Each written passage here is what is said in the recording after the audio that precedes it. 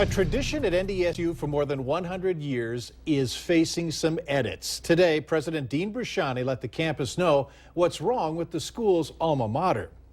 The yellow and green had ethnic references that President Brashani calls troubling, and he wants immediate action, including the removal of the lyrics from NDSU's website and publications, besides the first set of lyrics. A committee comprised of faculty, staff, and students will also be taking a closer look at the song to see how they can balance history with appropriateness. Valley News Team's Cornelius Hocker has more on what's turned into another debate over long-standing traditions in our state.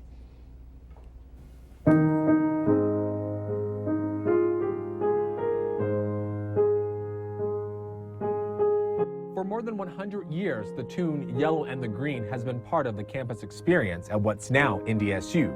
But in early February, an anonymous report was submitted through the NDSU website. The report questioned lyrics within the beloved song, specifically the third stanza, which reads in part, "Hushed upon the boundless prairies is the bison's thundering tread, and the red man passes with them." That's where the anti-racism response team got involved. Passing of the red man and the buffalo are really clearly references to Manifest Destiny. Dr. Michael Yellowbird, NDSU's Director of Tribal and Indigenous Peoples Studies, says Manifest Destiny did not turn out well for the Native Americans. Settlers came, white settlers came into our country. They wiped out the buffalo, nearly wiped out the buffalo, so that there's almost no purebred buffalo left. They almost wiped out the Native people here. Many people on our Facebook page said this is just another example of the political correctness running rampant in our country. But an NDSU student has a different take on it.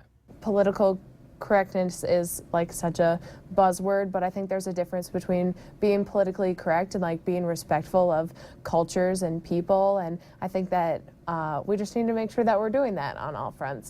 Hedley shared with me that she, like several of her fellow students and even administration, didn't even know there was a third stanza to the song, but now that it's been pointed out, she's glad the university addressed it. If there's anything in it that is not inclusive to all people or like is discriminatory to people, that we should take it out of like all of our publications that have it on. If people really understood, that would the whole context and history behind that, what they're really celebrating then is genocide. The genocide of Native people. Cornelius Hawker, Valley News Live. NDSU says the lyrics weren't well known to begin with because they're never performed. And while they can't rewrite history, as an academic community, they say they must take the necessary actions to be inclusive of everyone. An online petition has been started trying to get Catalyst Motors in Fargo shut down. A local woman who's behind it says the business needs to stop scamming people and ripping them off. The petition is titled "Demand Catalyst Motors and Thomas and April Hughes be shut down." It was created on a site called Care2 and is hoping to get 10,000 supporters. The petition explains that the business has continuously taken people's money, then repossessed their cars for no reason, selling them again for a profit. Valley News Live has brought you stories of people upset with the South Fargo car dealership. The business has also been under investigation by Fargo police and various state agencies. There's a link to the petition on our website, valleynewslive.com. A website called Rub Maps has people wondering if illegal sexual activity is happening at 2 massage parlors in Fargo.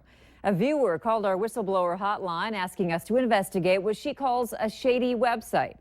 Oriental Sports Massage on South University Drive and Asian Health Massage on 32nd Avenue South were listed as what the website calls local erotic massage parlors.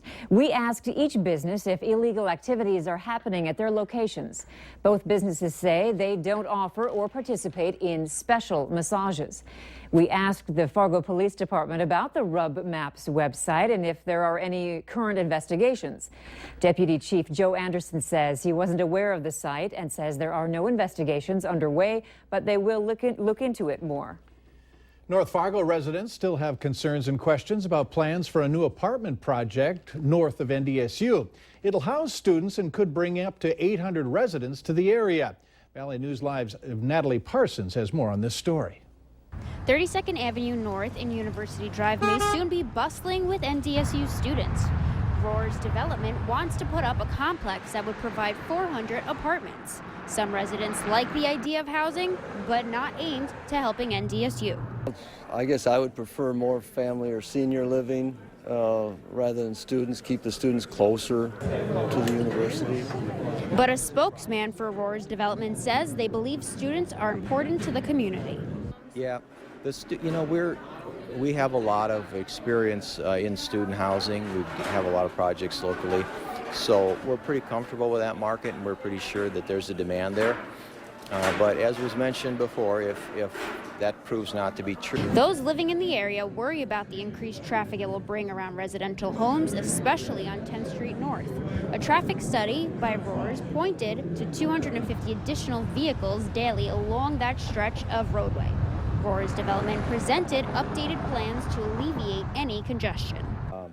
It's our thought that we can get the students to come down University Drive and come into the project that way. And if they do that, it will eliminate using 10th Street and going through some of the neighborhoods that we're talking about tonight.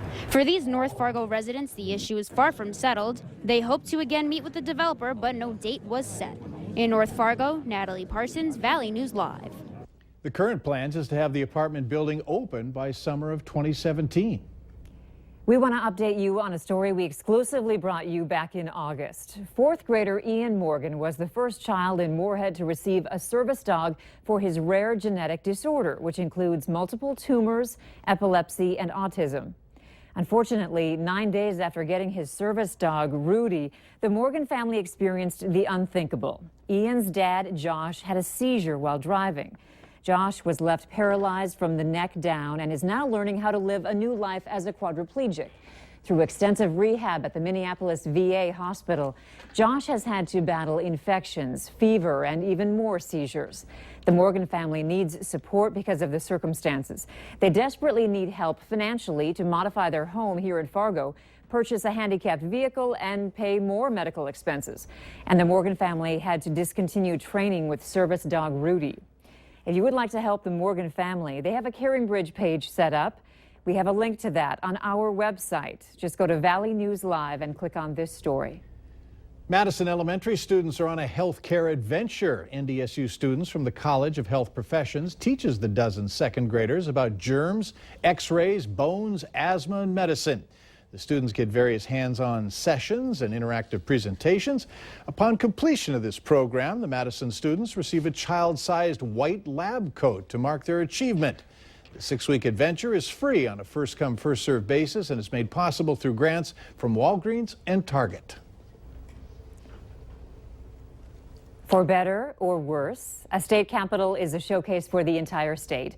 And WalletHub.com has ranked Bismarck as the third best capital city in the country. Bismarck is just behind Austin, Texas, and Lincoln, Nebraska. In fact, Bismarck did well in several categories. It ranked fourth in affordable housing, tied for first for the lowest unemployment rate, and tied for second for best health conditions.